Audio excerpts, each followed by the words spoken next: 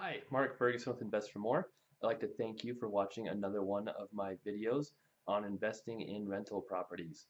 This video, I want to talk about cash flow. What is cash flow and why is it so important when you buy rental properties? Now, cash flow is basically the money you make on your rental properties every month. And it's not as simple to figure as many people think, and you need to be very careful when figuring cash flow. So the basics of cash flow are you take your monthly rents, you subtract all your expenses. Seems simple enough, but the problem is many people do not calculate all of their expenses and they think they're going to make much more money than they actually do. So let's take a look at how exactly you calculate your cash flow. First off, your monthly rent, that's pretty easy to figure. Say you're making $1,500 a month on your rental property, that's your starting figure. Now you need to figure all your expenses.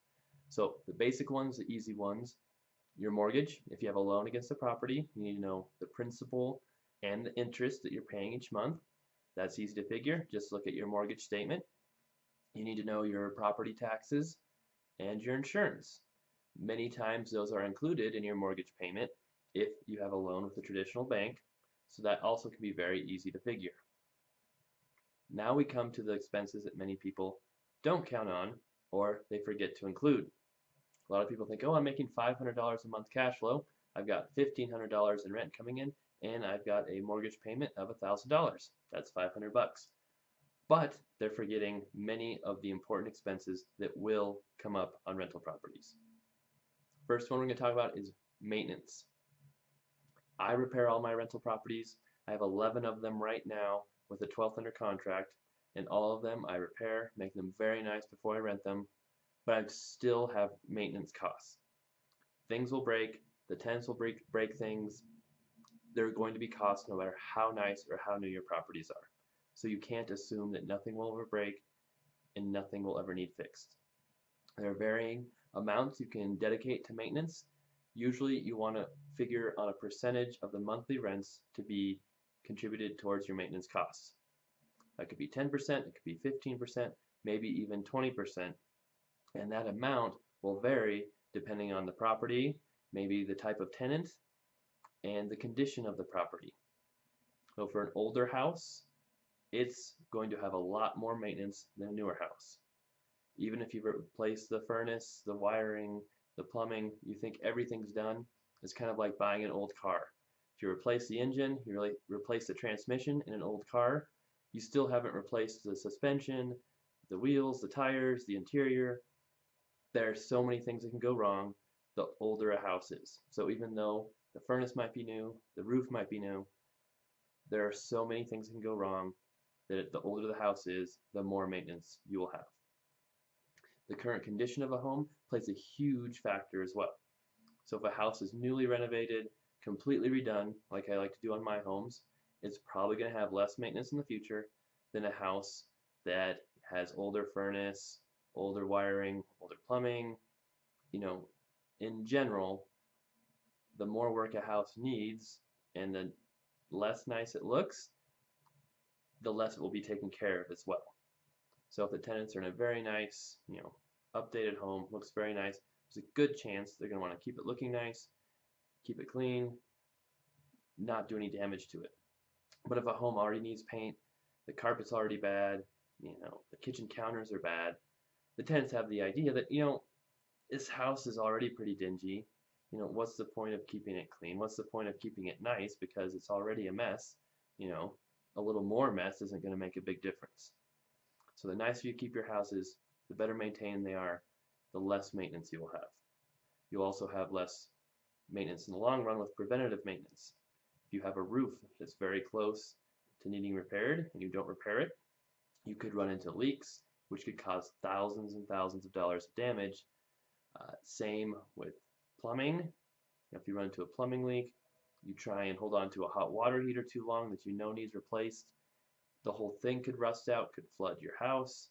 There are many things you can do to keep your house maintained well that will save you money in the long run, even though it might be a little more expensive in the short term. So on my houses, I like to consider about 15% of my monthly rent to cover the maintenance. Now, I won't have maintenance every month. I might go a year without having to do any maintenance on a house. But if I have to replace a roof, if I have to replace a furnace, do some major repairs like that, it will wipe out that year's savings of maintenance in a heartbeat. So that is a huge expense that many people don't consider, and you have to consider it when you're calculating your cash flow and what you will make on your rental property. The second major one that most people don't consider is vacancies. I would love it if every single one of my houses was rented every single minute of every single year, but that is not reality. I've been very lucky. I'm in an area with a great rental market right now in northern Colorado, and most of my houses are rented most of the time, but I still have some vacancies. Every once in a while, I have a tenant who doesn't pay on time, gets behind on rent. A couple times we've had to have, mutual agreements where the tenant left early because they could not pay rent, they lost a job, had health issues, something happened where they couldn't pay, there was no way for them to catch up, and I knew I was not going to get that money back. That happens. Evictions happen on occasion, and if a tenant's lease is up, you don't always get that house re-rented the day they move out. You might have a week or maybe even a month where that house is not rented and you will have a vacancy. And it's not just the loss of rent you have to figure when you have that vacancy. On my rental properties, they're single family homes. The tenant pays the gas, the water, the utilities, they mow the lawn, they take care of everything. If that house is vacant, I now have to cover the gas, the water, the electricity. I have to pay for the lawn to be mowed, or if snow needs to be removed, I have to pay for that as well as the landlord. So there's more to vacancy cost than just that loss of rent. There's also the maintenance and utilities that come with it.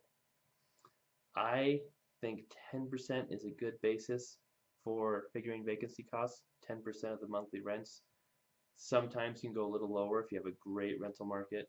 Sometimes it might be higher if you've got a really, a lot of rentals on the market and it's tough to get them rented.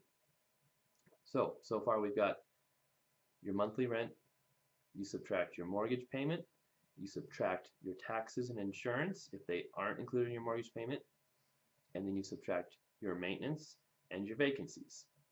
Now those aren't all the costs you'll have. You also might have an HOA. If you've got a condo and there's a $100-a-month HOA fee, you've got to include that. If the tenants don't pay all the utilities, you've got to figure on that what utilities they won't pay, if it's water, if it's gas, electric. If you have to have someone mow the lawn, if you have to have someone take care of anything on the house, you need to consider those costs. So for my rental properties, I buy them from about $80,000 to $140,000. The rents range from $1,200 a month to $1,500 a month. My mortgage payments, including taxes and insurance, range from about $450 a month to $650 a month.